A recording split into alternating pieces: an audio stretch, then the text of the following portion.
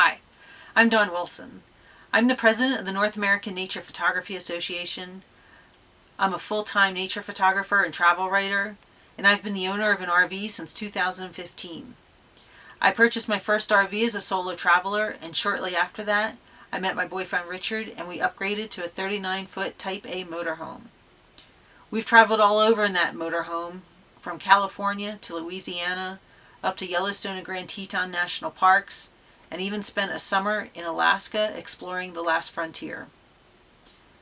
At first, the motorhome was a little overwhelming to drive. It is large.